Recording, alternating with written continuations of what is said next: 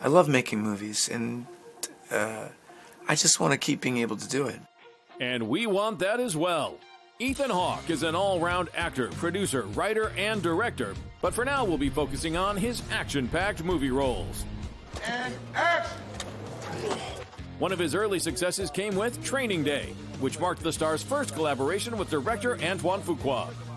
In the movie, we follow Hawke's character on his first day on the job as a policeman in the toughest neighborhoods of L.A. He's taken under the wing of Denzel Washington's character, a veteran but extremely corrupt cop. The film got super positive reviews, and Ethan even received an Oscar nomination for the role. When making the movie, though, Hawke told friends that if he did his job right, it would be his co-star Denzel Washington who went home with the gold. And on Oscar night, that's exactly what happened.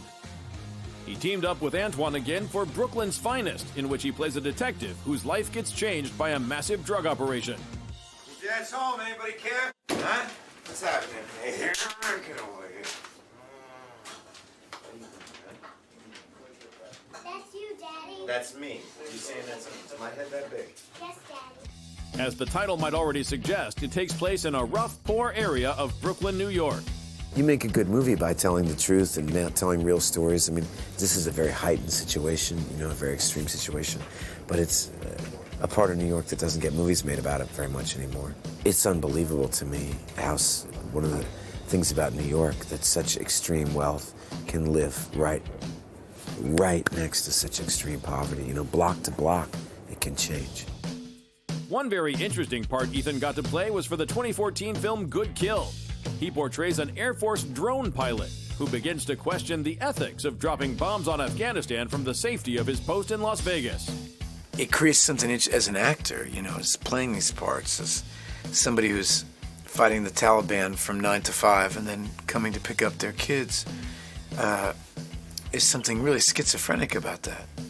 That was interesting to play. I mean, if you pretend you're depressed and you're teaching yourself how to see the negative of everything, how to find the sun coming up a drag, how to find children annoying, how to be irritated by flowers. You know, when you teach yourself how to think that way, you think that way. And it's really hard.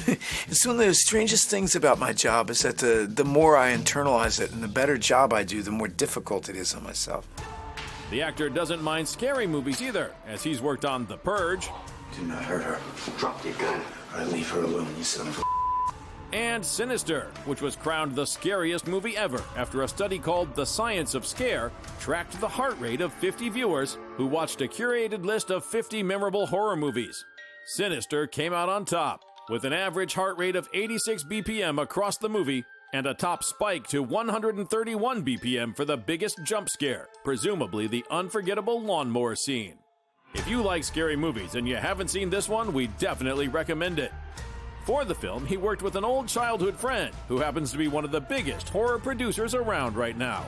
Jason Blum, who produced Sinister and produced Paranormal Activity and all this stuff, is a longtime friend of mine. He and I started a theater company when we were in our 20s. And so it's been fun to watch him kind of carve out this niche for himself with these movies. And he teamed up with Blum and Sinister director Scott Derrickson again for 2022's The Black Phone.